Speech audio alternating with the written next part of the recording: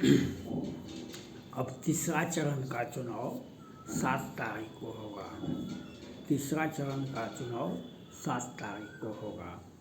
आपसे अपील है, आप देश का राजनीतिक स्थिति सभी इंडी गठबंधन के सभी नेताओं का बयान सुनिए।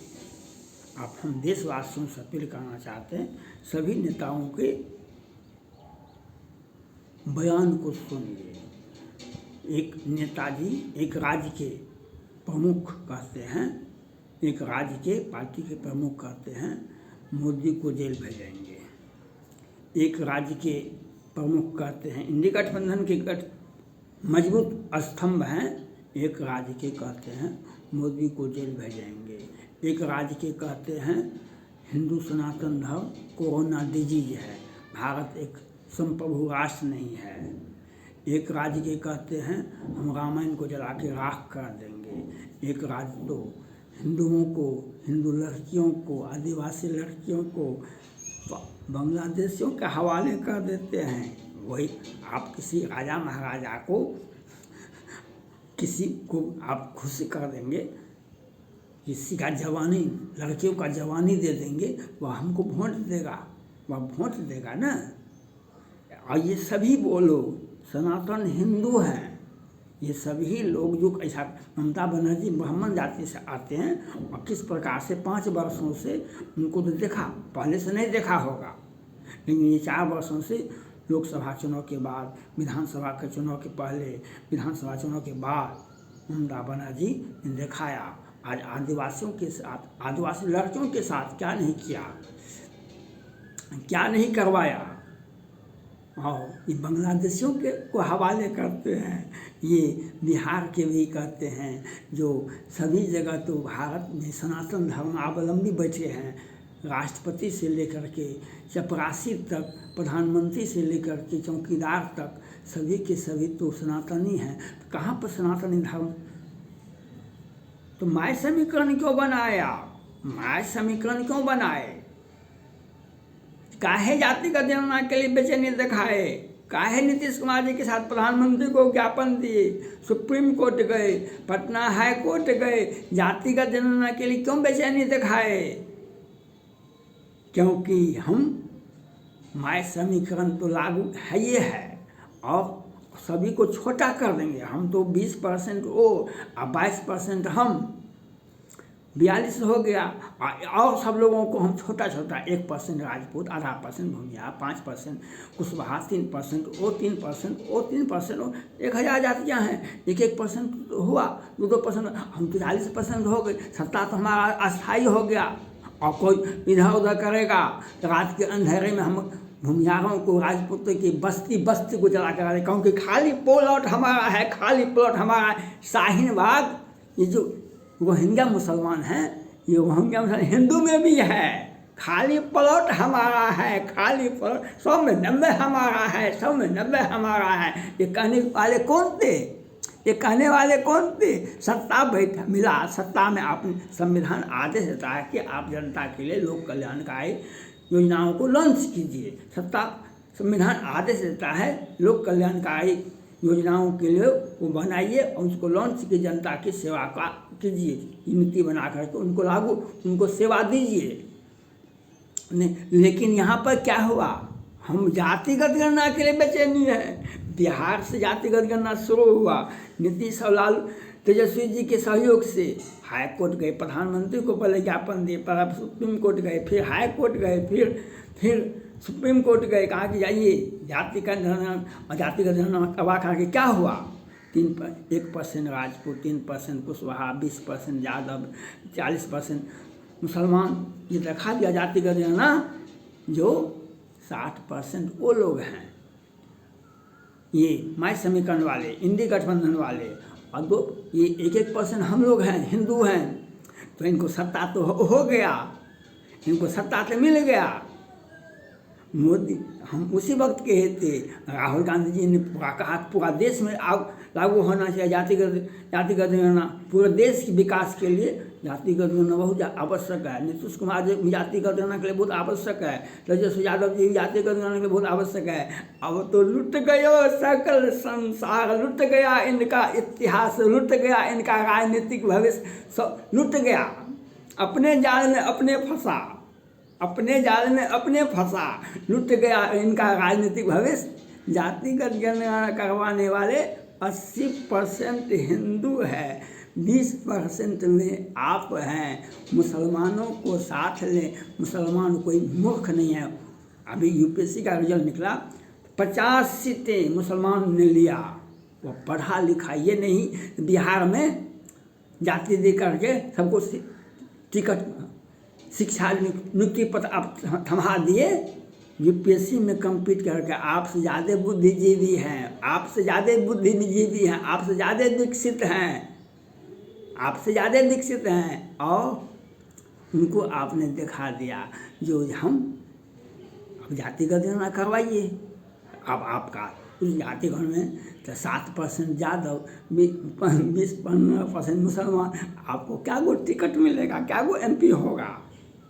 80% हिंदू है, हिंदू भाजपा जो राम को लाए हैं उनका है, जो राम को लाए हैं हम उनको देंगे वोट। जो हमारे पूर्वज को स्थापित किया, जो राम को लाए हैं, जो कृष्ण को लाए हैं।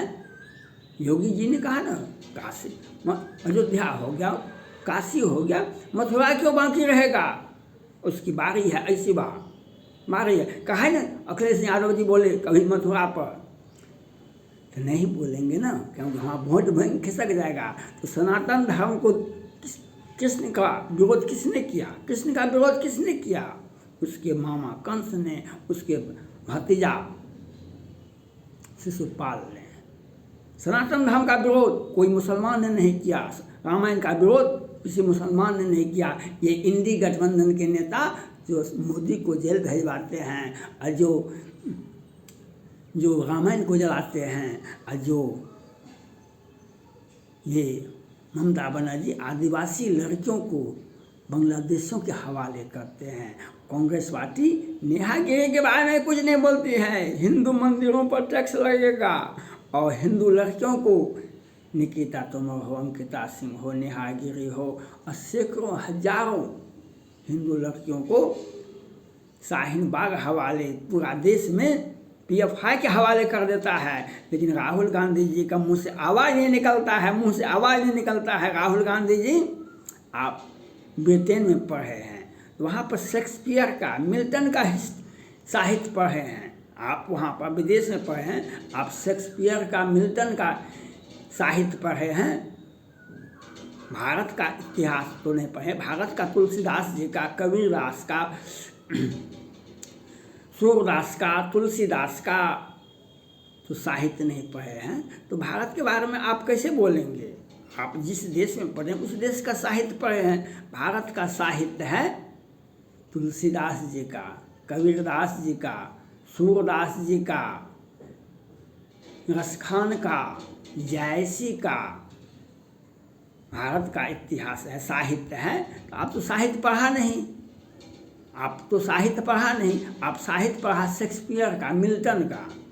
इसलिए आपको, आप शाहीन बाग बनवाते हैं, और हिंदुओं को, हिंदू लड़कियों के साथ जो जाति होता है उसको प्रोटेक्शन देने वाला इंडी गठबंधन का एक एक नेता है। इसलिए भारतवासियों से मैं अपील है, भारतवासियों से अपील है, जो अगर आपको इनको कुछ सीटें दे दिया किसी प्रकार से, इंडी गठबंधन को, कांग्रेस पार्टी को, इंडी गठबंधन के सभी घटक दलों को, तो आपका कुचल देंगे आपको। जिस प्रकार से ममता बनर्जी आज करवा रही है, जिस प्रकार से ये विरोध में होते हैं तो रामायण को जलाते हैं, रामायण की व्याख्या करते हैं, और ये तमिलनाडु में भारत एक संप्रभु राष्ट्र नहीं है, और वह भी व्याख्या करते हैं जो रामेश्वरम सेतु सत्य है या असत्य है।